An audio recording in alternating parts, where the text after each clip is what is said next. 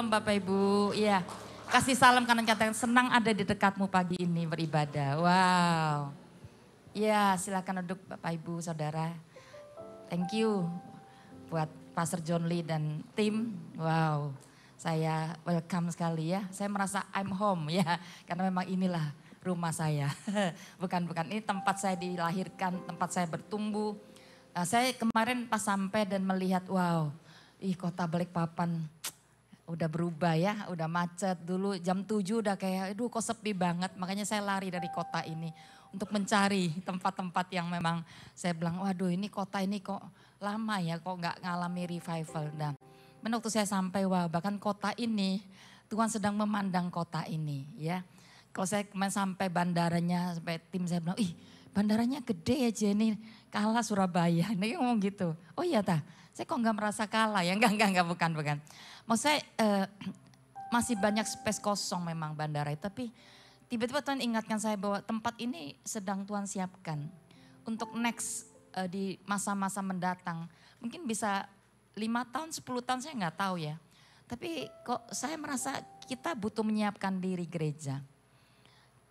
Tuhan sedang memandang kota ini karena ya tanpa sadar tiba-tiba IKN gitu kan. Ibu kota loh, siapa sangka gitu kan. Saya bilang Tuhan siapa sangka ya kotaku jadi tempat ibu kota gitu kan. Itu artinya akan dapat perhatian besar dari bangsa-bangsa. Dan itu pasti karena Tuhan sedang memandang kota ini. Amin. Tuhan sedang menunjukkan matanya kepada kota ini. Dan Tuhan membutuhkan gereja yang bersungguh-sungguh terhadap dia ya.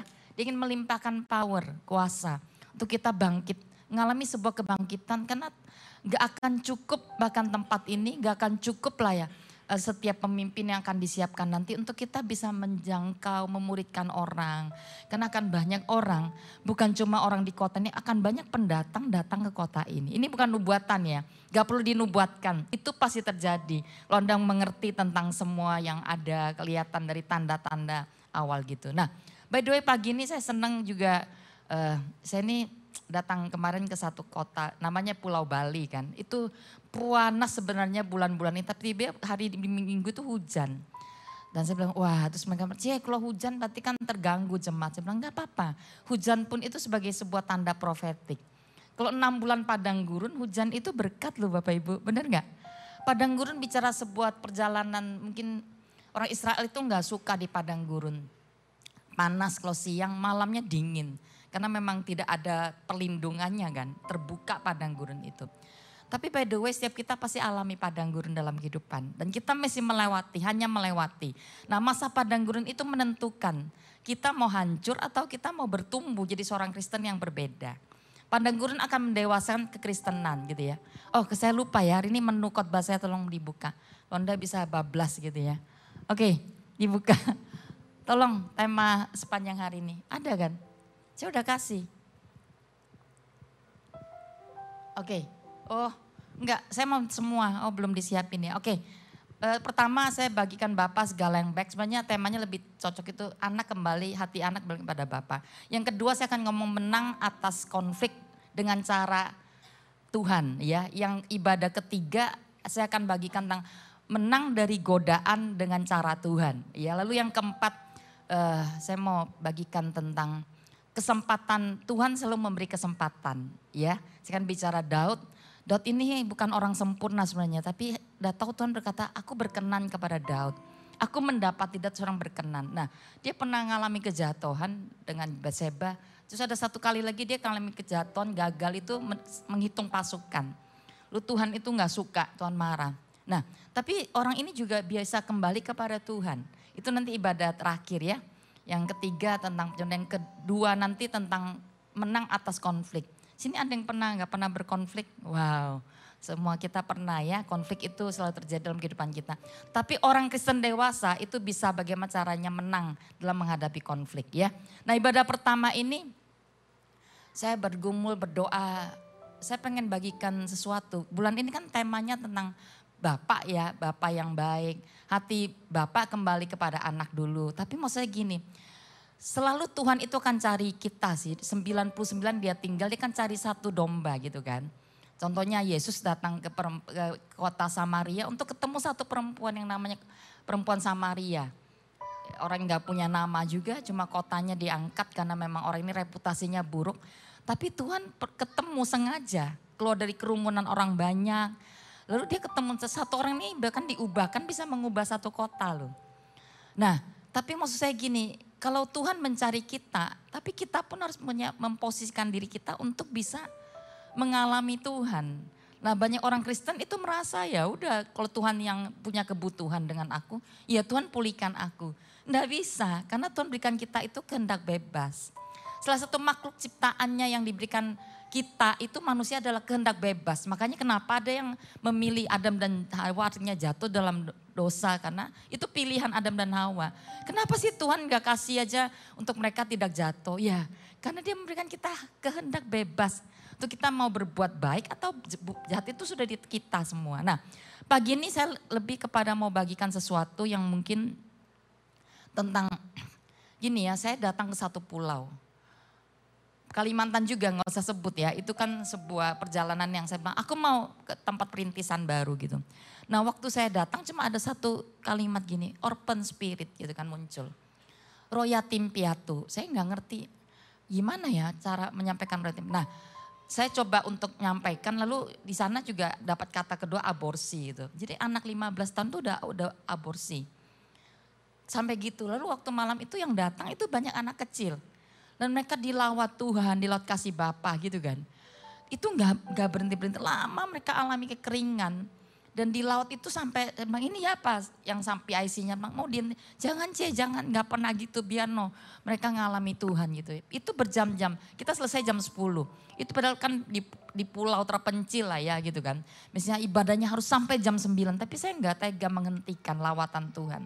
Mereka dilawat kasih Bapa dan mereka mengalami kepenuhan. Nah di sana itu banyak sekali anak-anak yang itu tidak berayah. Secara jasmani mereka itu banyak pulau sih sebenarnya, bukan cuma pulau itu. Jadi maksudnya ada satu pulau lebih ngeri lagi kalau jadi mereka tidak perlu menikah dulu. Jadi gak apa-apa tinggal satu rumah, mereka lakukan hubungan suami istri. Kalau tidak hamil ya gak jadi menikah.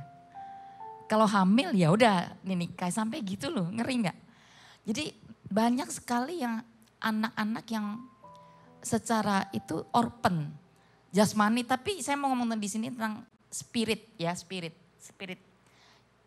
yatim. Nah, jadi Tuhan itu nggak pernah tinggalkan kita. Kalau Anda baca Yohanes 14:18, aku pergi, aku nggak sekali-kali akan tinggalkan engkau, aku akan kirim penolong, penghibur. Kata Bapak seperti itu. Nah, tapi menurut saya banyak kita, orang Kristen sampai hari ini, kita masih punya spirit yang piatu. Kita punya roh yang sangat kerdil, miskin kadang. Kenapa?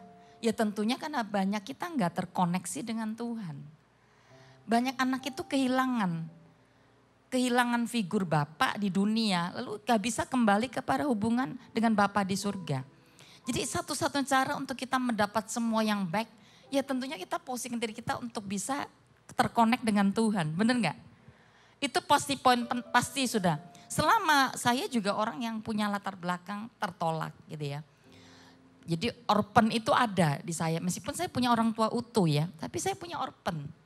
Jadi butuh pengakuan, butuh penghargaan, dan banyak hal gitu. Hidup ini kayak nggak punya rasa aman gitu ya. Itu sudah jadi pemimpin loh. Nah, kenapa saya bagikan ini? Karena Tuhan sedang menyiapkan gereja ini untuk bangkit pemimpin-pemimpin yang Tuhan urapi. Dan itu nggak sampai di titik tertentu lalu ngalami kemunduran, kejatuhan. Hanya masalah mungkin nggak terlalu berat-berat gitu.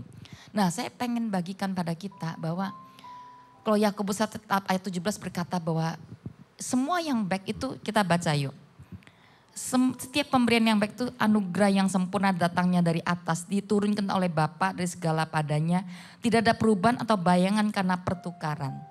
Semua yang baik itu datangnya dari atas, tidak ada perubahan bayangan. Kalau hari ini keadaan kita tidak baik bahkan, itu bisa diubah. Kalau orang itu terkoneksi dengan Tuhan. Ya, ada banyak orang itu ngalami namanya kegagalan, kehancuran. Itu pertama-tama bukan tentang kondisi di permukaan, tentang keuangan, tentang masalah di pernikahan apa. Tapi banyak lebih ke dalam dulu. Kalau dalamnya ini pulih, saya yakin itu akan berubah otomatis. Itu otomatis berubah. Nah, banyak sekali orang yang kehilangan figur bapak. Itu menjadi orang-orang yang tidak bisa menampilkan. Jadi mereka berkata, iya karena papaku gitu, ya aku jadi seperti ini.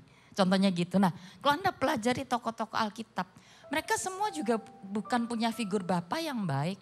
Abraham itu tidak dikatakan dia punya bapak gimana, dia hanya dikatakan dia punya mertua kan. Lalu keluar dari sebuah tempat namanya Ur. Lalu kita lihat generasi selanjutnya kayak akhirnya kan kayak Ishak, Yakub. Itu kan Ishak juga ya memang dicintai sih, tapi tentunya dia melihat figur Abraham juga tidak sempurna juga. Meskipun dia bapak segala orang beriman. Lalu kita lihat turun ke Yakub, itu sempat dia keluar dari tempat satu pelarian untuk pergi. Karena dia dicintai oleh mama tapi tidak dicintai oleh bapak. Kan gitu kan. Jadi itu terjadi. Mamanya Rifka itu mencintai dia tapi papanya lebih kepada Esau. Nah di situ terjadi yang namanya juga banyak hal ya. Jadi yang mama bela yang anak, saya nggak cerita itu tapi nah Anda lihat Musa ini tidak punya figur bapak. Dia dilahirkan langsung dibuang. Bukan dibuang lah, diselamatkan sebenarnya. Tapi dia diasuh oleh anak putri Firaun. Jadi bukan dia nggak punya, tapi dia jadi loh. Dia jadi juga kan. Lalu siapa? Daud itu bahkan waktu dia hari di mana ada yang namanya penobatan raja, dia tidak diakui, dia disuruh pergi dari rumah. Daud itu ada tulis dia bilang sekalipun Sion berkata Tuhan telah tinggalkan aku. Dapatkah seorang ibu tinggalkan anak? Tapi Tuhan itu sekali-sekali tidak. Dia ditolak loh Daud. Tapi dia tidak jadi anak yang tertolak bahkan. Dia bisa menangkan banyak peperangan. Itu Daud. Nah saya mau kita hari ini belajar ya. Dari figur Saul dan Daud. Mau ya? Kita baca ya. Saya akan bagi nanti 3 poin singkat aja lalu kita akan berdoa. Kita baca gini di dalam 1 Samuel 9 ayat 1 dan 2. Ini tentang Saul. Lalu Anda tahu Saul itu dipilih Tuhan enggak? Dipilih. Diurapi enggak? Diurapi. Tapi sayang sekali orang ini yaitu saya tadi bilang di dalamnya ini ada bolong. Yang itu tidak disembuhkan terlebih dahulu. Ya sayang banget. Kita baca 1 Samuel 9 ayat 1 dan 2. Ada seorang dari daerah Benyamin namanya Kis bin Abiel. Bin Seror, bin Ben-Horat, bin Afia. Seorang suku Benyamin, seorang yang berada. Wow. Ini sudah jelas dia punya silsilah lengkap. Dia berbapa ini. Dia bukan anak yatim. Kata berada itu apa ya? Kata berada apa? Nah itu ya, yang pura-pura nggak tahu. Siapa suka berada? Punya ya, kata berada itu punya. Jadi sebenarnya orang ini ayat pertama aja sudah membuktikan dia oke. Iya, ini udah oke. Udah oke. Orang bilang kalau punya uang gampang sih hari ini mau upgrade tentang wajah gitu kan. Ada orang ke Korea wajahnya berubah loh. Nah itu butuh modal. Ya, nah, itu butuh berada itu kan gitu kan. Apa aja hari ini Anda mau kurang mancung bisa dimancungi gitu kan. Jadi poin pertama dia udah menang sebenarnya si Saul ini. Poin kedua, ayat kedua, bacaan ayat kedua. Orang ini adalah anaknya laki-laki. Orang ini ada anaknya laki-laki namanya Saul. Seorang muda yang elok rupanya. Sudah kaya, ganteng mana? Nah, ini menantu idaman. Gitu kan. Ini dicari-cari wanita mungkin. Biasa gini, oh kaya tapi, aduh maaf ya. Kaya tapi wele, contohnya gitu. Anda tahu bahasa wele enggak? Oh enggak ngerti, enggak boleh. Jadi gini, kadang-kadang oh ya ini oke, tapi ternyata waduh, tapi enggak apa-apa deh yang penting kaya kan gitu kan. Ada banyak yang gitu, tapi ini beda loh. Ini oke semua. Dia muda, dia juga elok rupanya, sampai dibilang elok. Lo dulu di dalam Alkitab lo bilang elok, itu ya guanteng gitu ya. Bukan cuma ganteng tapi guanteng gitu kan.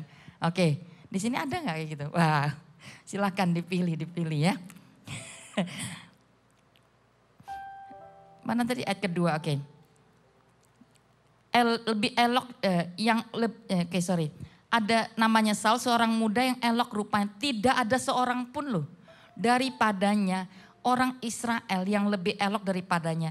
Dari bahu ke atas dia lebih tinggi daripada setiap orang sebangsanya. Wow, ini memang perfect nih kita bilang. Luar biasa, sudah punya uang, dia berada, dia ganteng. Wah, ganteng tadi, tinggi pula. Dan wah, mukanya sih oke, tapi kok pendek ya. Lah, saya bilang enggak ada yang sempurna. Tapi ini menurut Anda sempurna enggak? Mau ibu? Mau punya menantu gitu? Mau enggak yang wanita? Tapi kan orang bilang kata, percuma lah, bocai lah ganteng, bocai lah tinggi apa. Yang penting hatinya. Tapi ada satu tim saya, mending kita enggak apa-apa hatinya agak buruk bisa diubah Tuhan. Tapi wajah bisa saya bilang, pergi ke Korea, saya kan bilang gitu kan. Tapi saya mau katakan kunci hidup kita itu di dalam. Kunci hidup kita di dalam. Nah saya mau cerita ya bagian-bagian Saul dan Daud nanti ya. Bagaimana Saul ini memulai semuanya baik, semuanya oke. Ini dia berada, dia kaya, dia ganteng, elok, tinggi pula. Ini keluarganya juga oke loh. Iya kan kalau bilang aduh kasihan ya lahirnya di keluarga tidak berada apa. Tapi kita terus masuk yuk ke dalam 1 Samuel. Sekarang kita baca di dalam 1 Samuel 9 ayat 20 dan 21. Jadi tidak ada yang salah dalam kehidupan Saul. Semuanya oke. Bahkan kita berkata perfect, sempurna ini orang ini. Ya, tapi permukaan itu tidak bisa menjamin ya. Ada orang kelihatannya di depan semuanya oke-oke. Saya pernah datang ke satu pulau di hospitality. Wanita-wanita cantik-cantik muda-muda gitu ya. Dia nganter saya. Loh, waktu kita doakannya dalamnya tuh hancur. Ada satu udah menikah 3 kali. Kamu muda gitu sudah 3 kali menikah. Anakmu berapa Cep? Suami pertama anakku 1. Saya bilang waduh kamu mau berapa kali jangan sampai saingan sama perempuan Samaria. Saya bilang gitu.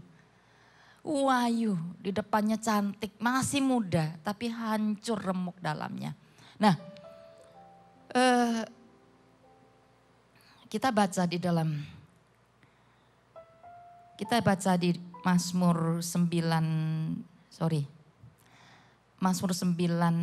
ayat 20. Ini kata Samuel kepada Saul. Adapun keledai-keledaimu yang telah hilang 3 hari lamanya sampai sekarang, janganlah engkau khawatir. Sebab telah ditemukan. Tapi siapa yang memiliki segala yang diingini orang Israel, bukankah itu ada padamu daripada seluruh kaum keluargamu. Jadi ayat ini mewakili tadi tentang kondisi Saul. Ya, dia berada, dia punya tampang, semuanya oke. Ini kebenaran yang ada di dalam kehidupan si Saul. Ayat ke-21.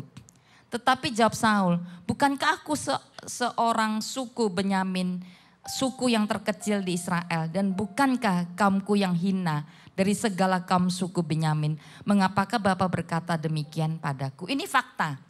Dia dengar ini enggak tahu dari papanya atau keluarganya bahwa kita ini suku terkecil, orang hina dan bla bla bla gitu. Nah, Bapak Ibu, fakta itu bukan kebenaran. Ya, fakta itu adalah berbicara tentang kondisi kita hari ini. Itu bisa berubah. Itu bisa diubah. Kalau kebenaran gak bisa berubah. Kebenaran itu apa sih? Apa kata Tuhan? Firman Tuhan. Kalau dia berkata aku mau pakai hidupmu, dia mau pakai hidup kita. Kalau dia berkata kamu terang dunia, ya kita akan jadi terang dunia. Itu gak bisa berubah. Itu fakta kehidupan. Nah, itu kebenaran dan kebenarannya sebenarnya memang Saul ini orang yang bisa. Dia punya all things good.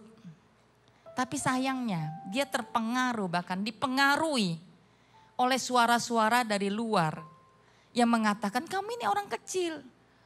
Kamu orang yang dari suku terkecil, kamu orang hina. Nah banyak kita hari ini mungkin kita nggak bisa, bahkan mungkin kita merasa kita ini kecil. Saya berdoa ya, saya juga dari pulau ini, dari kota ini gitu ya. Ada beberapa tempat di pulau-pulau terpencil itu kadang merasa kita ini bisa apa, kalah lah dengan orang Jakarta, orang Surabaya, contohnya gitu kan. Saya pikir tidak dinyana loh, dari tempat ini juga lahir hamba-hamba Tuhan, amin. Saya yakin bisa, bahkan orang yang diurapi itu bisa lahir karena apa? Bukan karena kotanya bahkan. Bukan dari siapa Bapak jasmanimu, tapi siapa Bapak rohanimu hari ini. Itu yang menentukan kita. Kita punya Bapak di atas segala Bapak di dunia ini. Mau Anda berkata, aku punya gembala yang baik, Anda bersyukur punya Pastor John Liwa. Saya harus api-apikan dia, kalau enggak bahaya ini. Enggak. Tapi kita mesti tidak ada gembala yang sempurna, tidak ada Bapak di dunia yang sempurna. Pasti ini bagus nih, ternyata di bagian ini dia lemah. Gak ada yang sempurna. Tapi kita punya Bapak di atas segala Bapak di dunia, itu sangat sempurna. Yang tidak ada perubahan bayangan di dalamnya. Bapak yang baik. Bapak ingin melimpahkan kebaikannya kepada kita. Dia mau hidup kita itu naik, tidak pernah jadi turun. Dia mau hidup kita ini dipakai jadi alat yang besar seperti dia ingin memakai Saul. Daud itu kan orang yang sebenarnya hanya karena Saulnya tidak mampu menyiapkan dirinya dan memenuhi, artinya tidak bisa menyelesaikan. Itu akhirnya bangkit seorang namanya Daud. Sayang sekali. Karena Tuhan itu memang memilih, ada awalnya Saul karena Israel minta raja kan. Ya udah dikasih raja. Nah, siapa yang mengatakan dia lemah? Dia hina. Dia dengar suara-suara dari keluarga. Seringkali fakta kehidupan kita, memang kita hari ini belum bangkit. Belum menjadi seseorang mungkin. Tapi kebenaran Tuhan itu tidak bisa berubah. Loh kamu anak Allah. Loh kamu orang-orang yang sudah ditebus. Itu pasti dia ingin jadikan kita seorang yang dipakai, diurapi. Kata diurapi ini bukan cuma dunia pelayanan loh. Itu bisa berhasil dalam dunia pekerjaan. Di berbagai bidang kalau orang itu sudah sampai diurapi, kata diurapi. Itu kemampuan Tuhan. Melampaui semua pemikiran manusia, kok bisa ya aku ya? Entah kenapa Tuhan berikan dia hikmat. Berikan sesuatu yang tidak pernah dia pikirkan. Menang dan menang itu bagian dia. Meskipun ada pergumulan. Daud itu bukan berarti dia menjadi orang yang santai-santai, nggak ada. Dia punya banyak peperangan. Tapi setiap peperangan dia menang. Berhasil karena apa? Ada kata-kata karena Tuhan menyertai. Yusuf juga gitu. Ada kata-kata Tuhan menyertai bahkan di penjara. Dia dapat kasih dari pemimpin bahkan. Sampai dia diangkat jadi perdana menteri orang kedua Mesir. Luar biasa loh. Tapi kata disertai Tuhan itu gak berhenti seperti itu aja. Itu harus ada yang namanya di dalam kata penyertaan itu ada hubungan. Loh, orang yang menyertai saya hari ini datang kan ada hubungan dengan saya. Tidak semua orang kan ikut. Kan saya pilih-pilih juga siapa yang menyertai saya. Harus ada rasa aman juga kan. Jadi orang berkata, Allah Immanuel itu saya yakin tidak semua orang mengalami yang namanya penyertaan Tuhan. Seperti yang mengalami Daud. Mungkin dia perang, tapi hanya kekuatan sendiri. Nah, ada lagi cerita, nanti Anda baca di rumah, saya cuma kasih ayatnya. Kita baca di dalam 1 Samuel 10 ayat 1 sampai 10. Ini tentang Saul ketika dia diangkat jadi raja. Itu penuh dengan penyataan spektakuler. Ya, Samuel mengurapi dia dengan tabung memang. Lalu dikatakan dia juga, namun nanti akan ketemu ya, keledaimu akan ketemu 3 hari gitu. Profetik gitulah ya. Kayak banyak pernyataan itu nubuatan spektakuler. Lalu kamu nanti akan ketemu nabi-nabi, kamu akan kepenuhan seperti nabi-nabi bla bla gitu. Spektakuler gak? Spektakuler, dan itu terjadi loh. Wah Tuhan ya berarti ya. Kalau Anda baca 1 Samuel 16, 1 sampai 13 itu tentang Daud. Anda baca itu tidak spektakuler banget Daud. Daud itu loh lagi ngangon sapi sama kambingnya. Lagi diabaikan, disuruh kamu pergi, hari ini tidak ada urusan dengan kamu. Bahkan Isai itu rodo lupa. Loh ini loh anak-anakku silakan urapi yang mana. Gaga-gaga Eliab, Abinadab. Di pemandangan manusia Daud itu tidak ada kriteria untuk jadi raja. Kalau tadi Saul kan udah punya, ganteng, tinggi kan. Ini enggak, mungkin kecil, masih kemeran-meran. Enggak ada potongan bisa perang itu enggak ada di Daud. disuruh pergi malah. Jadi dia tidak terlalu diperhitungkan bahkan. Udah spektakuler hari pemilihan dia jadi raja bahkan. Beda ya. Tapi bagaimana mereka memulai, itu tidak menjadi jaminan. Bagaimana mereka menyelesaikannya. Nah, Saul ini memulai dengan spektakuler. Tapi sayangnya orang ini punya lobang di dalam hatinya. Yang tadi saya bilang, dia gak aman. Itu nyata waktu orang berkata, Saul itu cuma wanita-wanita penyanyi, mungkin mereka menyanyikan sebuah lagu yang mungkin tanpa gak sadar juga. Saul membunuh beribu-ribu, Daud berlaksa-laksa, itu dia gak terima, langsung gak aman. Jadi saya mau bagikan kepada kita pagi ini, hati-hati. Jangan sampai waktu kita sudah diangkat jadi pemimpin, kita nanti bolong-bolongnya di dalam gak disembuhkan. Kita bisa loh mengakhiri kayak Saul gitu. Sayang kan? Dan udah ada banyak peristiwa seperti itu.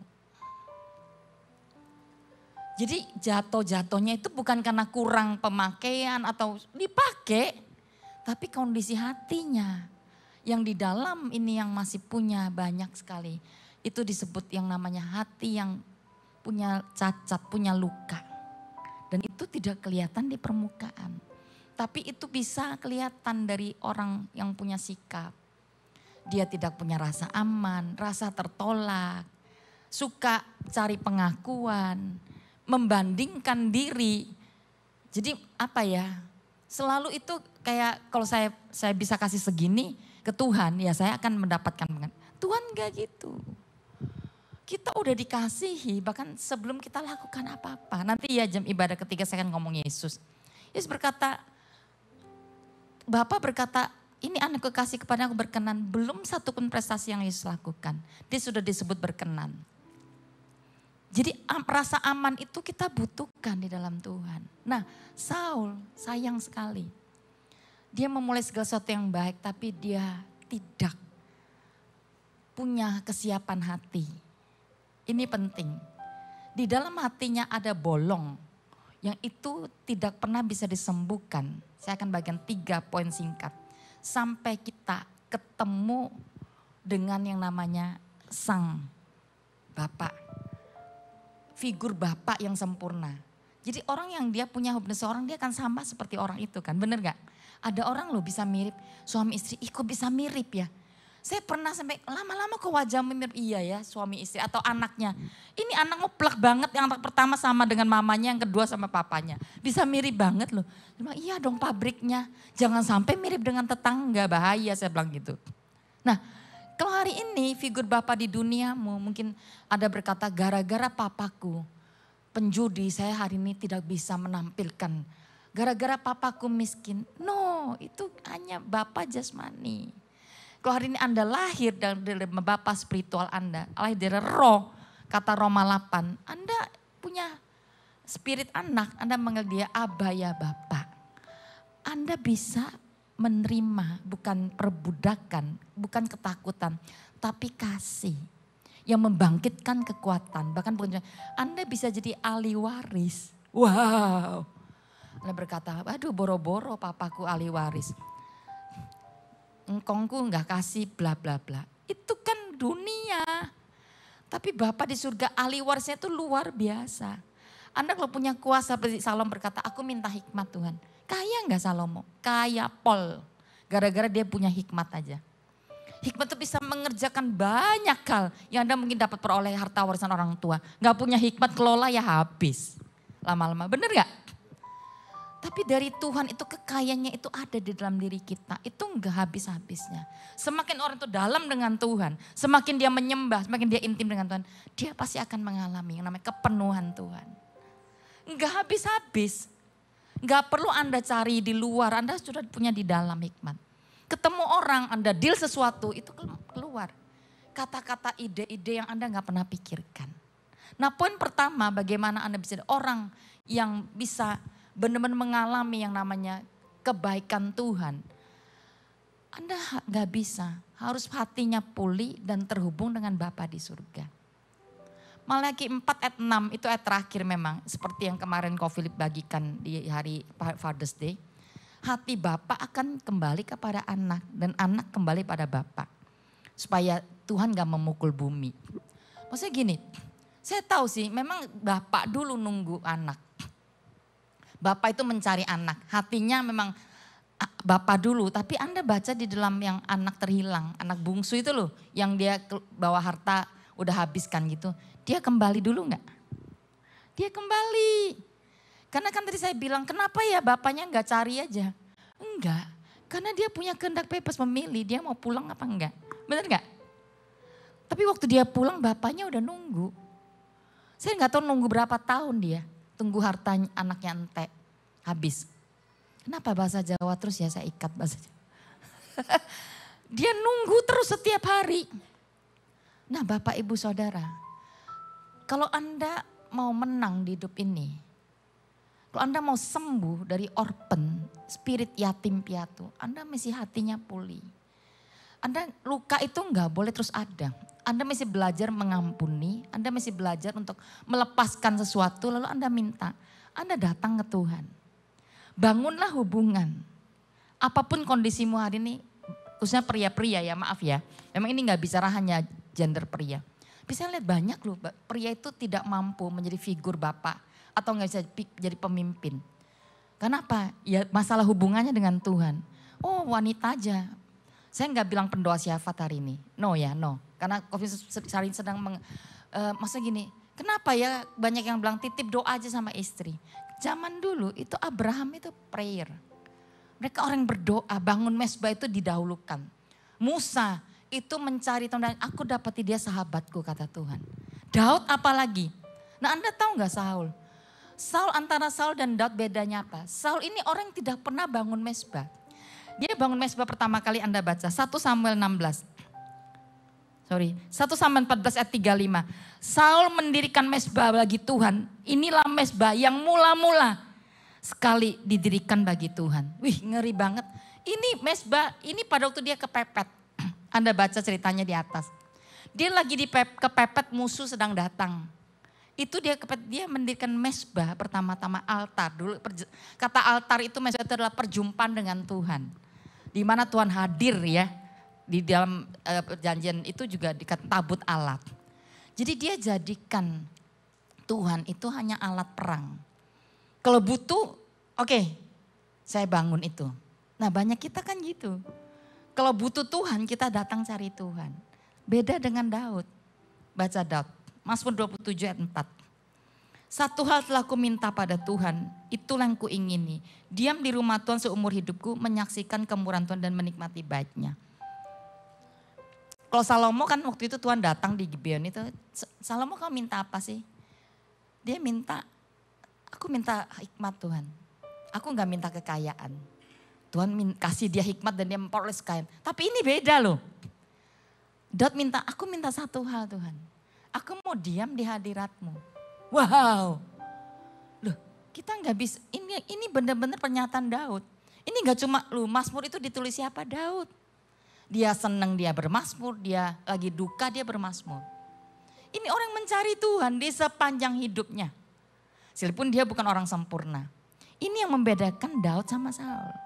Endingnya kenapa orang ini akhirnya meskipun tapi endingnya orang ini bisa menyelesaikannya. Bahkan hari ini kita selalu mengeluhkan Daud. Semua mazmur kan Daud kan. Anda mau tiap minggu khotbah Daud juga nggak habis-habis.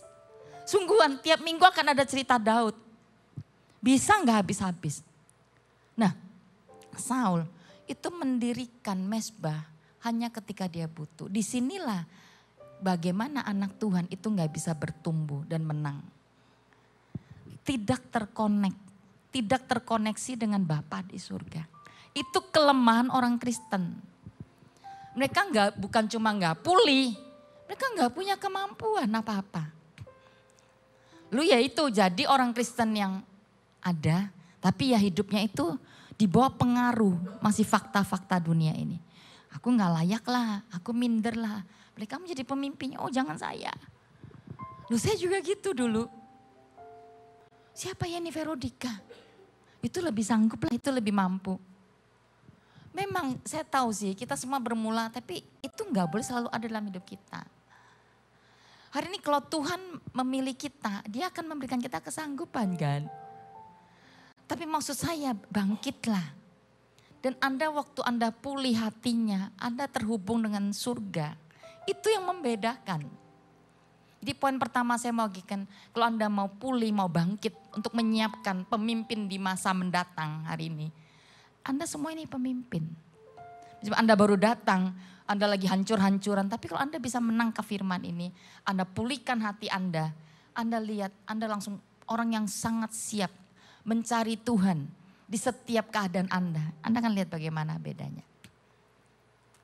Jadi jangan cuma Anda butuh ya, kayak Saul ya. Dia tidak pernah terhubung dengan Tuhan, dengan Bapa. Kenapa?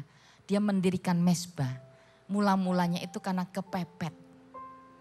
Ada butuhnya, nggak bisa gitu orang Kristen. Mezbah itu hubungan kita dengan Tuhan, itu keintiman. Meskipun mezbah itu nggak melulu tentang doa, tapi ada tentang pengorbanan kita, ada tentang persembahan yang kita berikan. Tapi mezbah pertama itu adalah kata hubungan kita dengan Tuhan. Itu dilakukan Abraham setiap kali dia pindah tempat, dia nggak bingung, dia cuma mendirikan tenda. Dia memasang tenda, kata memasang itu bisa dibongkar. Tapi dia membangun mezbah. Bangun itu, ini dibangun. Anda bisa langsung hancurkan satu hari, nggak bisa. Karena ada akarnya ke dalam. Nah bangun mezbah itu butuh. Itu sesuatu yang kekal, yang Anda perlu perhatikan. Tidak bisa langsung kelihatan sehari ya. Tapi mezbahmu menentukan di depanmu. Kehidupan masa depanmu, keluargamu, anak-anakmu bahkan. Karena Abraham membangun mezbah, maka Ishak membangun mezbah, maka Yakub membangun mezbah. Itu membedakan Yakub dengan Esau. Dan bla bla bla selanjutnya. Jadi saya mau katakan poin pertama saya, pulihkan hatimu dan terhubunglah dengan Bapa di surga. Karena percuma Bapa punya hati kembali pada anak. Kalau anaknya gak punya hati kembali ya podo ae. Karena poinnya Tuhan itu tunggu hati kita berbalik kepada dia. Angkap ya.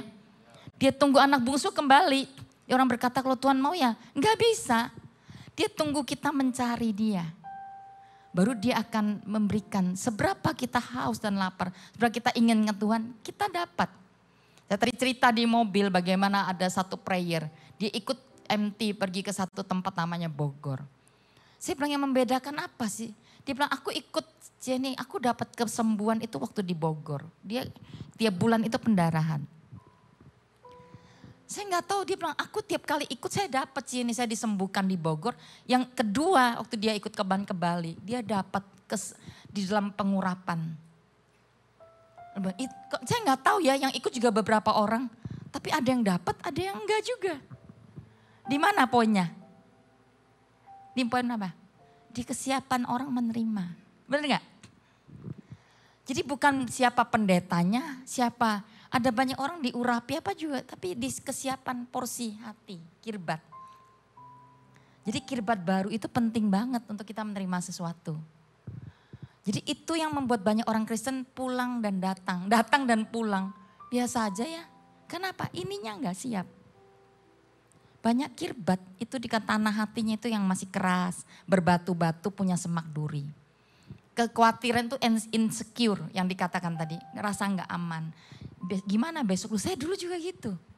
Dipikirin mau makan apa ya? Ya makan kok. Gak makan babi ya makan telur dadar juga enak sama nasi. Kan gitu kan. Tapi orang yang tidak punya rasa aman, dia kan terus punya kekhawatiran. Tidak aman. Ini Saul ini beda memang. Dia lebih, bahkan ketika rakyat mendesak, dia langsung semua kebenaran dia langsung langgar. Dia gak punya ketaatan juga. Didesak rakyat gitu, waduh mana ini musuh udah datang. Dia bikin persembahan loh. Dia gak tunggu Samuel. Samuel marah banget, kamu kok gak taat ya? Iya karena rakyat menyalahkan lagi. Nanti saya sore ngomong, Daud itu gak pernah salahkan orang dan situasi. Aku Tuhan. Saul ini orang yang selalu tuding, itu loh Tuhan, itu loh. Jadi bukan tentang dirinya, dia gak pernah merasa dirinya ini yang bermasalah. Jadi poin pertama saya, Kalau Anda mau pulih, Anda masih terhubung, hatimu sembuh, lalu Anda perlu datang. Saya dulu orang yang, poin saya adalah saya punya luka, tapi saya orang yang punya mengejar Tuhan. Awalnya sulit ketemu juga, karena saya nggak bisa ketemu Tuhan itu lewat intimacy. Saya nggak bisa menjadikan dia Allah yang pribadi. Karena saya merasa, oh Bapak di dunia aja nggak punya kasih. Karena memang apalagi orang Cina totok itu nggak pernah eksplikasi. Kalau ketemu hak itu kayaknya kita rodo kaget-kaget gitu. Apalagi ulang tahun gitu ya. Itu nggak ada di keluarga saya dulu. Karena kan zamannya supresin, tengah malam, apa-apaan gitu ya. Dulu nggak ada di keluarga saya. Nah saya coba budayakan hari ini kalau ada saya ulang tahun. Saya akan mengajak mereka pergi ke rumah makan, disupresin. Tapi dulu itu nggak ada gitu. Kasih itu nggak bisa diekspresikan. Lebih kepada kalau marah, keluar kata-kata kebun binatang, keluar bla bla gitu. Itu kondisi silsilah dari keluarga saya. Engkong saya, turun ke papa saya. Sampai di saya bilang, saya nggak bisa seperti itu. Saya mau berubah Tuhan. Saya bukan produk Bapa di dunia, tapi produk Bapa di surga. Amin. Saya mulai rajin cari Tuhan. Saya mulai disembuhkan. Jadi apa kata Tuhan tentang saya, itu yang mengubah saya. Poin pertama saya tadi, dibuka tolong. Hati yang pulih, saya kemarin udah kasih poinnya pokoknya. Hati yang pulih adalah penentu kehidupan, hati yang kembali membangun hubungan dengan Tuhan.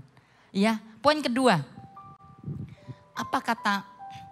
Poin kedua saya adalah dengarkan suara Tuhan, abaikan suara manusia. Jadi saya sayangkan Saul itu dia punya pengalaman spektakuler dipilih oleh Tuhan. Dia punya data tentang keadaannya sebenarnya. Tadi saya bilang dia juga orang berada kaya, dia tinggi, dia ganteng gitu ya. Tapi dia dengarkan fakta. Kamu ini orang hina, kamu orang yang paling kecil, kaum yang paling kecil. Dia dengar suara dari keluarga, dari mungkin papanya atau siapa, saya enggak tahu. Nah Bapak Ibu, tadi saya sudah ngomong fakta, itu bisa berubah. Hari ini Anda sakit kan? Atau hari ini Anda sedang kesulitan keuangan ya. Itu bisa berubah. Saya datang ke satu pulau, cepat banget ya. Saya datang ke satu pulau, saya nggak usah sebut regional mana ya. Lu biasanya yang damping itu prayer, sebenarnya nggak perlu jadi prayer gitu kan. Jadi ada biasanya yang itu dia 1 minggu itu dia aturin, bahkan sampai karena saya 1 minggu sana dia punya apartemen, jadi tinggal di setelah dari hotel pindah ke apartemennya. Di tiap hari, nah dia bawa beberapa prayer yang drive kit saya hari Minggu itu ada satu prayer pria.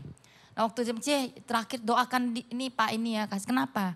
Dia udah berapa lama ini drop, dia itu broker. Ya, jadi nggak pernah bisa jual rumah. Pokoknya sudah nggak ada penghasilan dan sempat berhutang lalu udah tahu mau makan apa istri anak-anaknya. Oke, saya doakan, saya bilang, kamu ingin membuktikan dirimu ya? Kamu pengen buktikan dirimu? Cowok lu nangis. Kayak kamu dituntut, kalau kamu pengen buktikan diri. Kalau kamu sudah seperti ini Tuhan gak bisa berkati. Kamu pulih dalam berapa minggu ini Tuhan akan memberikan kejutan-kejutan kecil. Tim saya bilang, kenapa sih Ceng gak mau bilang kejutan besar? Lu saya gak tahu. Dia hanya layak menerima kejutan kecil. Nah dia nangis, dia bilang iya papa saya menuntut saya. Kamu gak berhasil lah kok kamu gitu-gitu ya. Dan dia mencoba untuk menjadi punya, kaya. Itu namanya ingin membuktikan diri. Tapi gak bisa. Hati-hati itu spirit ya. Spirit, kalau Anda mau jadi kaya untuk menyenangkan hati keluarga atau Tuhan itu beda. Ini dia ingin membuktikan diri bahwa aku juga bisa. Karena ada tuntutan. Dunia ini kan memang menuntut kita. Pekerjaan, pelayanan itu menuntut kita. Nah, Anda tahu nggak dia mencoba untuk mencoba tapi tidak berhasil. Bahkan tambah drop. Saya bilang, ya udah dia nangis, dia dipulihkan gitu kan. Lalu setelah itu saya pulang, saya dapat report dari PIC. Jenny, si bapak itu luar biasa loh. Setelah lama dia nggak pernah jual rumah, dia jual 1 rumah. Itu bisa memberi makan keluarganya 2 minggu. Lumayan kan? Itu namanya kejutan kecil. Coba nih bisa hidup 2 tahun kan lumayan. Iya kan? Tapi itu cuma 2 minggu. Saya bilang saya nggak tahu. Sedangkan ada 1 orang itu sampai tidak bisa beli apartemen tahun lalu saya pas. Itu beda ya. Orang bisa terima kecil atau besar itu juga bergantung kapasitas kan. Dia hanya bisa menerima yang kecil dari Tuhan dulu. Setelah itu saya dengar lagi, luar biasa dia jual lagi 1 rumah. Ya udah, setelah dia itu imannya kan bangkit. Dan saya bilang silakan berjuang terus sampai kamu memperoleh semua yang baik dari Bapa di surga. Saya sharing ini kepada kita semua. Waktu hati kita berubah, jangan abaikan suara-suara luar. Bahwa kamu memang gak bisa berhasil. Kamu memang sudah dilahirkan keluargamu, lihat dari atas sudah gitu-gitu. Bukan jaminan, ada yang keluarganya engkongnya kaya, belum tentu sampai di dia juga gitu. Jadi faktanya itu hidup kita ini bisa berubah-berubah, itu bisa berubah. Hari ini Anda miskin bisa dikaya, bisa. Anda ini gak bisa dipakai, nanti bisa. Tapi yang kita harus dengarkan kebenaran Tuhan. Siapa dirimu dalam Tuhan, itu penting banget. Makanya Yesus itu nanti ibadah ketiga, dia tahu identitasnya. Aku anak Allah. Kalau engkau anak Allah, jadikan dong batu jadi roti. Pembuktian diri kan. Bisa enggak? Bisa, tapi dia bilang, tanpa aku bikin batu jadi roti, aku udah tahu siapa aku kok. Kalah setannya. Kenapa kita kalah terus digocol oleh musuh? Orang ngomong apa kita drop. Saya dulu gitu, kita bisa berhari-hari saya nangis. Kenapa ya Tuhan? Sekarang gak ngefek. Tapi jangan cari-cari ya, jangan cari gara-gara ya. Loh saya dulu gitu. Jadi rasa aman saya tentang apa kata orang. Itu kok semua orang satu ketika, kok semua pada pergi ya waktu ada Hillsong dulu zaman dulu. Kok saya gak ikut ya? Apa kata dunia gitu kan. Dan itu sengaja kayak setiap orang itu ngomong gitu. Loh ini gak pergi. Tapi kalau sekarang ya udahlah. Kalau memang bagianku, kata Mazmur 16, Tuhan adalah warisan dan pialaku. Tali pengukurku akan jatuh di tempat-tempat yang permai. Kalau it's not mine, ya bukan punyaku, ya bukan punyaku. Tuhan yang memberikan undian kepadaku, nangkap ya. Tapi dulu gak gitu. Saya belajar pulih. Saya belajar menang di area-area rasa mengasihani diri, rasa tidak mampu saya. Kalau Anda gak kaya di sini dulu, mau kekayaan Anda di luar sekampung, tak akan bisa menjadikan Anda berhasil. Percaya be aku. Tapi kalau Anda di luarnya belum punya apa-apa, mobil juga naik engkol, saya gak tahu lah, naik Grab, ropopo. Gak apa-apa. Yang penting dalammu ini kaya dulu. Waktu dalammu kaya, Anda bisa memperkaya orang bahkan. Kamu kan bisa memiliki sisi dunia. Pokoknya ini lo utuh dulu. Saya mau menyiapkan Anda sebagai pemimpin masa depan. Bagaimana kalau Anda di sininya pulih? Saya melihat ada begitu banyak hamba Tuhan. Orang yang sudah dipakai di tim, itu dalamnya rapuh. Ini loh contoh Saul. Dia insecure. Orang yang punya kebanyak kelebihan, beda dengan Daud. Dia gak spektakuler, bahkan dia tapi dia bisa menang. Karena dia benar tercangkuk dengan Tuhan, intim dengan Tuhan. Dia mengabaikan semua suara-suara. Bahkan kokonya bilang, kamu mau cari FOMO apa FOBO ya. Cari perhatian ya, ikut-ikut di medan perang. Dia gak peduli. Dia lakukan kebenaran. Dia dengarkan apa kata Tuhan tentang dia. Kamu orang kurapi, aku berkenan kepadamu. Bapak Ibu Saudara, makanya Anda perlu firman. Apa kata tentang kita? Anda terang dunia. Anda garam. Kalau Anda di tempat kegelapan, pokoknya engkau berkata, aku ini terang. Aku gak boleh sama dengan orang di rumahku. Kalau Anda perlu terang, namanya Anda tabur kasih. Orang mau jahatin Anda tabur kasih. Itu namanya berbeda. Tapi kan gak gitu sekarang kita. Anda berarti belum jadi terang. Jadi abaikan suara-suara fakta di luar. Anda mesti dengarkan apa kata suara Tuhan. Amin. Amin. Poin ketiga, simple. Tuhan itu mengubah semua yang buruk jadi baik. Yohanes 3:27, gak usah dibuka. Tidak seorang pun mengambil sesuatu dari atas kalau tidak dikaruniakan oleh Bapa di surga kepadanya. Lalu ya, tadi kita baca Yakobus 1:17. Bahwa pemberian yang baik itu datangnya dari atas. Tidak ada perubahan bayangan di dalamnya. All things good. Saya kok merasa ya setiap kali kita bisa memahami ini. Jadi hal kecil Anda butuh syukuri. Kadang gini, tepat ya. Dapat parkiran, kebetulan aja parkiran. Anda tahu nggak kalau Anda pergi mall Surabaya, Itu kalau hari libur, waduh. Apalagi hari kalau Anda pergi ke rooftop. Makanya saya bilang Tuhan, ini orang memang berjuang sih kalau pergi ke Surabaya Bar. Tapi banyak yang mau karena memang aku pengen loh, soalnya ibadahnya hadirat Tuhan kuat gitu ya. Saya bilang iya, siapa yang bangun di sana kan. Hadiratnya memang kuat itu secara atmosfernya semua, PAW-nya semua siap gitu. Nah, Anda tahu cari parkiran itu bisa sampai kadang 1 jam loh. Nah saya biasanya belajar, bukan berarti oh ya Cieni, enggak gitu. Saya belajar semua yang baik itu datangnya dari atas. Jadi bukan berarti Tuhan itu tukang parkir di mana. Tuhan carikan aku parkir satu, enggak gitu ya, enggak gitu. Tapi saya selalu punya sebuah keyakinan. Kalau dia baik, saya yakin sih masalah-masalah kecil pun itu kayak Tuhan tuh menyiapkan. Memberikan tiba-tiba waktu saya ini enggak mungkin, tapi udah 1 kali putarannya. Ada yang keluar. Di jam itu detik, kenapa ya kok di jam itu detik itu orang itu keluar dan saya masuk satu tempat aja. Kira-kira gitu. Nah apakah itu kebetulan? Oh saya enggak, saya bilang itu Tuhan. Saya selalu menjadikan apapun yang saya alami itu Tuhan. Apapun. Kalau Anda enggak bisa mensyukuri hal kecil, jangan harap Anda bisa dapat perkara-perkara besar. Tidak mungkin. Jadi saya bilang all things good itu dari Tuhan. Ya. Jadi kalau Anda dapat sesuatu, jangan bilang, oh ini dari Tuhan musibah. Itu memang saya tahu, Ayub itu diizinkan. Setan berkata, lihat jadi kayak diuji gitu loh. Itu masalah Ayub dan dia menang. Bisa menyelesaikan apa yang jadi ujian si jahat. Tapi bukan dari Tuhan kan. Tuhan buka pagar, silakan. Tapi selama tidak, semua yang baik itu datangnya dari atas. Amin. Saya mau cerita lu selesai yuk. Gini. Saya lihat itu di sebuah video. Jadi ini ada satu orang datang ke tempat ke salon lah ya pria. Ini hamba Tuhan. Lalu dia nginjili yang potong rambut. Cari itu. Terus yang potong, Pak kalau ada Tuhan itu loh kenapa masih ada kemiskinan. Kok masih ada sakit penyakit. Kok masih ada perang terjadi. Kok banyak orang masih ngalami penyakit. Terus hambatnya bisa jawab. Saya jawab, sudah gitu ya udah selesai dia keluar. Dia keluar, ketemu satu orang gila, rambutnya panjang segini loh. Ya namanya orang gila kan ya, jadi rambutnya otot. Terus dibawa orang gila itu sini. Di kota ini gak ada salon ya.